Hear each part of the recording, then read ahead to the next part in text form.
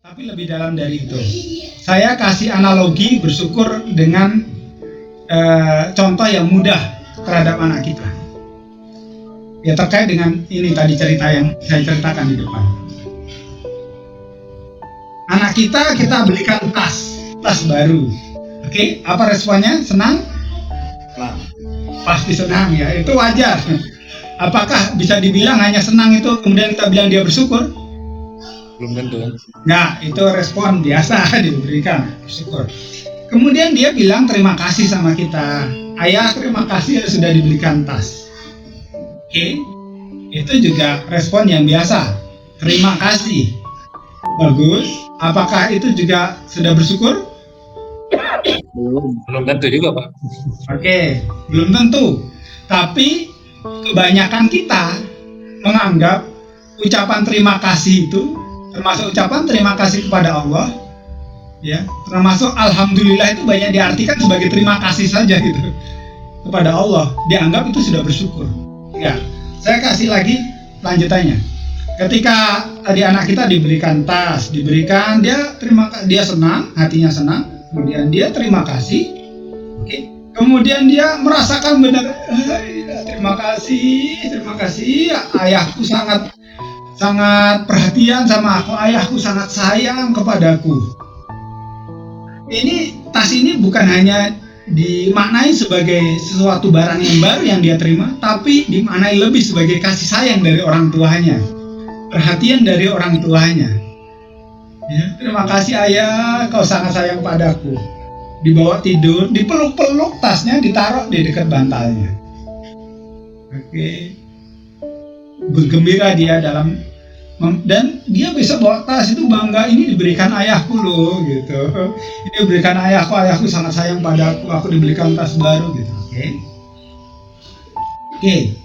Sekarang apakah itu juga sudah bersyukur? Ya, bersyukur.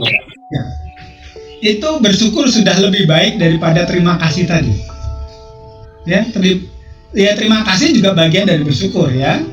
Terima kasih, senang juga bagian dari bersyukur. Tapi senang kemudian ditambah terima kasih itu lebih baik. Tapi tadi merasakan makna lain dari pemberian, bahwa itu bentuk kasih sayang, bentuk perhatian, itu juga lebih baik dari terima kasih. Tapi ternyata bersyukur itu bisa lebih dalam, Mbak Eri. Dari sekedar senang kemudian makna lain. Oke, sekarang saya tambah ceritanya tentang tas tadi. Oke, kemudian dalam beberapa hari dia masih senang. Oke, kemudian ada dua kemungkinan setelah itu. Tasnya mulai kotor ya, mulai kotor karena dipakai, mulai kotor. Ada dua kemungkinan. Saya kasih kemungkinan pertama dulu. Tas itu kemudian dia pulang sekolah, ya udah ditaruh aja di mana-mana, digeletakkan nggak jelas, diletakkan di mana-mana, kotor, ya udah kotor aja gitu, nggak diperhatikan, ditaruh di sembarang tempat. Itu kemungkinan pertama. Oke, setelah diberikan itu. Yang kemungkinan kedua, karena dia masih menyimpan rasa itu, rasa penghargaan terhadap pemberian orang tuanya, terima kasih, senang itu, dia rawat dengan baik. Pulang sekolah dia taruh tas itu di tempat rak yang di rak tasnya, di lemari tasnya, ditaruh, dia tidak taruh sembarangan. Kemudian kotor, ini pemberian ayahku, dia cuci, dirawatnya Pak Heri, dirawat, dicuci, ya. Ya, ditaruh lagi, dirawat, dilus-lus, dipeluk gitu. Ya. Jadi kehadiran pemberian ayah itu masih terbawa. Saya nanya, lebih bersyukur mana? Kemungkinan pertama tadi yang dia naruh sembarangan, kemudian kotor ya udah dibiarin, dengan kemungkinan yang kedua, dia merawat dan merasakan di sana masih ada cinta dari ayahnya. Yang kedua ya. Yang kedua, Dia merawat rasa syukur. ya, dia rawat tas itu karena dia sadar ini adalah simbol cinta dan ini pemberian dari ayahnya, simbol cinta dari ayahnya. Oke, jadi itu yang menunjukkan bersyukur yang lebih dalam. Oke, saya sekarang tarik ke dalam kehidupan kita. Lalu kita lihat pemberian-pemberian Allah ini. Pemberian-pemberian Allah dalam hidup kita. Itu kan nikmat dari Allah. Pertama kita sepakat semua nikmat yang sekarang kita terima, yang kita pakai, rumah yang kita tempati, piring yang kita buat makan, ya, tangan yang kita pakai untuk menulis, bekerja, baju yang kita pakai sekarang ini, ya, dalam konsep syukur pertama, alhamdulillah, segala puji bagi Allah, itu semua berasal dari Allah, benar ya? Sekarang pertanyaannya,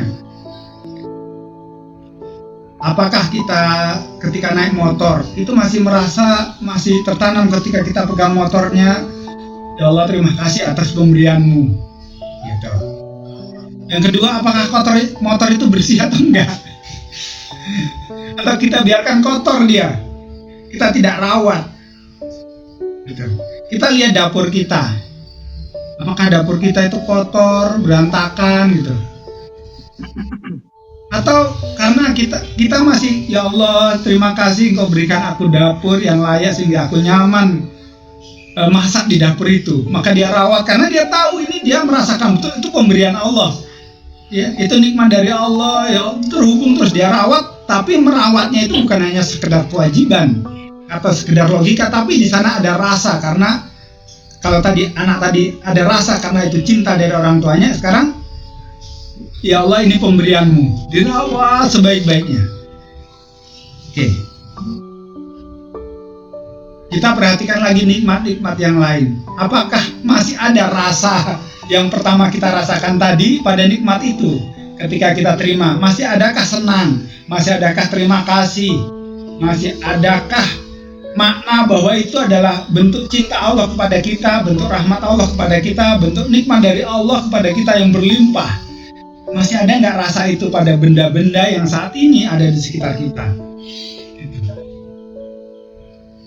Oke, jangan-jangan itu sudah hilang. Makanya, ya pada umumnya sudah hilang. Maka bersyukurnya jadi sekedar, bisa disebut sekedar senang ketika diberi, ketika baru. Ya, ketika baru senang. Jangan-jangan bersyukur kita hanya sebatas itu karena memang baru, senang punya motor baru, senang punya istri baru, senang punya mobil baru, senang punya rumah baru, cuma sekedar senang karena ekspresi psikologi, tapi tidak benar-benar ada rasa syukur di dalam nikmat-nikmat itu.